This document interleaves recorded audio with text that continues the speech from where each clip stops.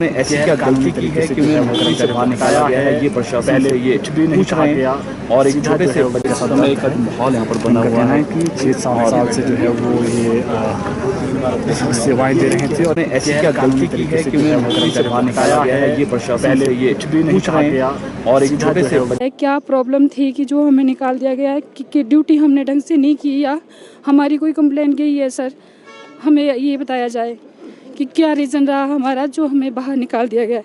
हमारा 2 महीने का बच्चा है, मैं इस करके तब आई हूँ क्योंकि मेरा बहुत ज़रूरी है नौकरी करना। कितने साल से कर रहे थे आप? सर 6-7 साल हो गए मुझे नौकरी करते हुए सर। आज मेरा फर्स्ट टाइम है जो आज मीडिया के सामने मुझे ये सब कुछ बोलना पड़ रहा है सर। सिक्योरिटी में थे आप? जी सर। तो क्या लगता है एमएस के पास गए थे, क्या कहा उन्होंने आपको? सर मैं कहीं नहीं गई सर, मुझे टाइम नहीं है सर, मेरा छोटा बच्चा है, मेरा कोई संभालने वाला नहीं है। मेरे हस्बैंड का भी 3 बार 1 महीने में ऑपरेट हुआ है सर, वो भी खड़े नहीं हो पा रहे हैं, मैं खुद को भी खड़ी नहीं हो पा रही हूँ सर। क्यों कुचल रहे हैं आप? कोविड वॉरियर्स को क्यों तंग कर रहे हैं आप? उनका रोजगार क्यों छीन रहे हैं? तो निश्चित तौर से आंदोलन अब उग्र होने वाला है। ये जो हम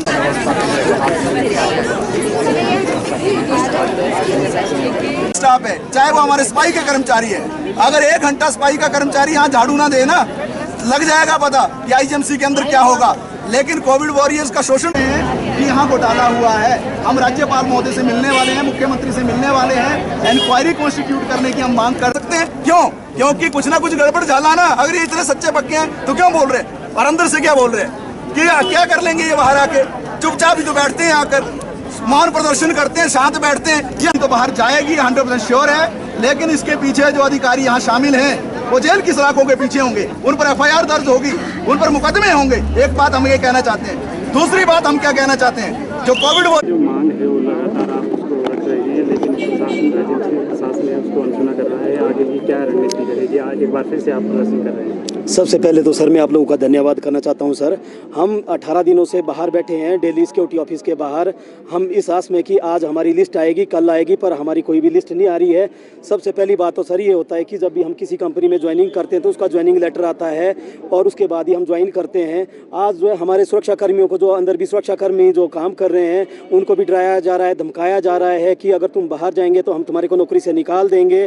क्या सर कानून गरीबों के लिए कोई कानून ही नहीं है सर? कानून की इतनी बड़ी परिभाषा देते हैं। मुझे तो लगता है, मैं जैसे 18 दिन से बाहर बैठा हूं तो मुझे तो लगता कि देश में कोई कानून ही नहीं है। हम तो चाहते हैं सर, हमारा सबसे बड़ा इशू तो ये है कि हमारे जो सुरक्षा कर्मी हैं, हम सब लोगों को जो है नौकरी में लिया जाए जिस तरह से हम नौकरी कर रहे थे। हमने ना इस कंपनी का एमडी देखा, हमें तो ये भी पता नहीं है कि हम इस कंपनी का मालिक कौन है, ये कंपनी कहाँ की है। हमें तो यही बताया गया था कि ये पंजाब हरियाणा की कंपनी है।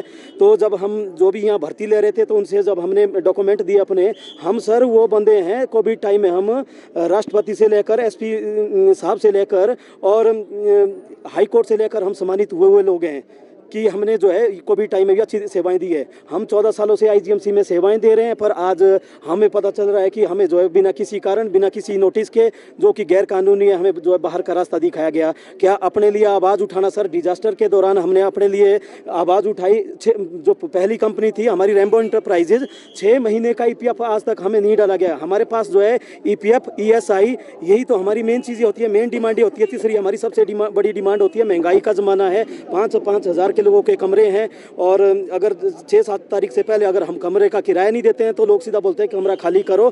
और आज जो है हमें 17 दिन हो गए ना, हमारे पास कोई पैसा धेला खाने के लिए सर।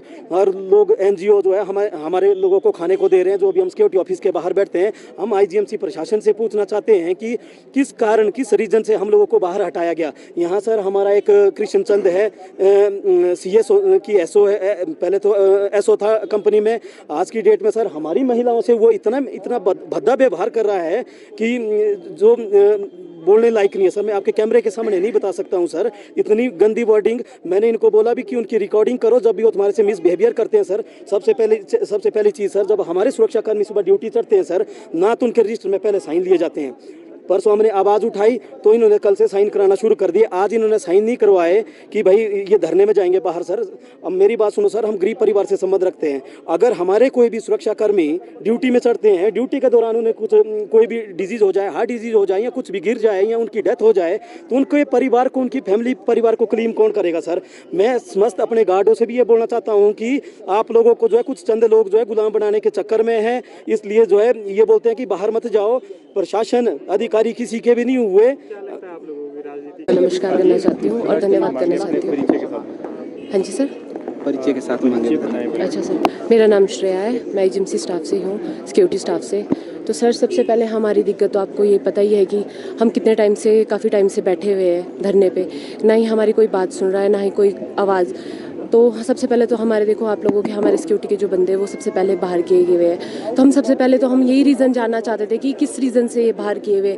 ना आज तक हमें वो रीज़न बताया गया और ना ही हमें आज तक, जिनकी ज्वाइनिंग हो चुकी है, ना ही आज तक हमें हमारा ज्वाइनिंग लेटर दिया गया। और दूसरी बात सर हमारी ये है कि हम जब ड्यूटी पे आते हैं, वो चाहे इवनिंग हो चाहे मॉर्निंग शिफ्ट हो, तो हमारे साइन नहीं होते रजिस्टर में। इसके बाद हमें अब कुछ भी हो जाए तो हमें कौन, किसकी जिम्मेवारी होगी कि हमें कहाँ पे ड्यूटी है, क्या हमें हुआ है।